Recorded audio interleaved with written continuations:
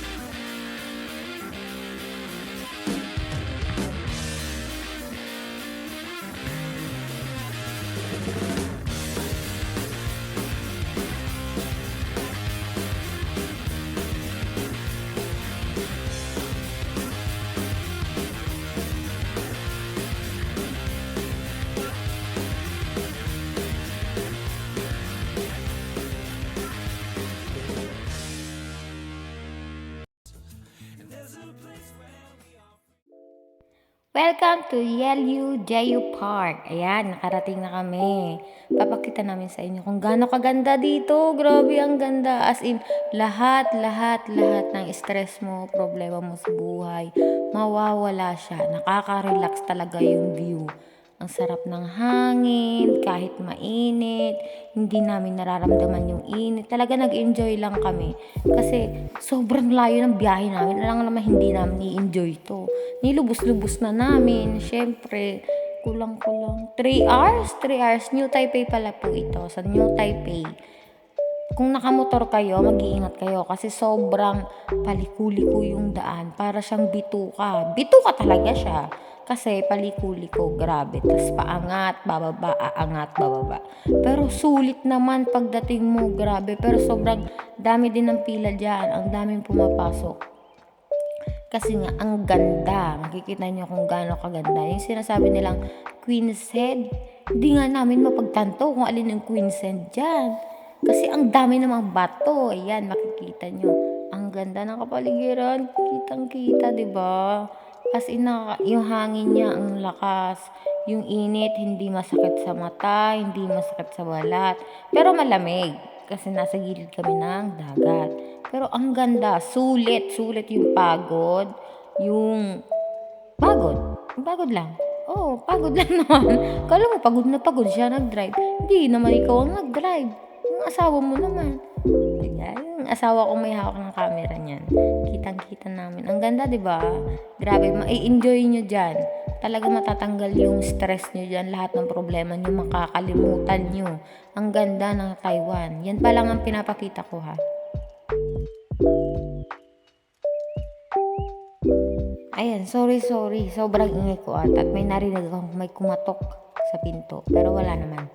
Pero never mind na yun. Tingnan nyo na lang kung gaano kaganda yung Jeju Park. Sobra. Tapos ang dami nyo pang mabibiling souvenir dyan. Ang daming pagkain. Kung ako sa inyo, siguro gagastos kayo ng taxi kung hindi kayo nakamotor. Kasi talagang grabe yun. Ewan ko. Siguro kung mga pa-tour bus, iba yung daanan. At taxi, iba yung daanan. Yung sa amin kasi nakamotor kami. Shortcut siguro kasi yun. Ayan, in-enjoy na lang namin. Hindi namin ininday yung init at nawala ang pagod namin. Yung kaba namin kanina, namunti ka na kaming matumba, nawala, as in, ang ganda. Tingnan nyo na lang, i-enjoy nyo yung view, ang napakaganda.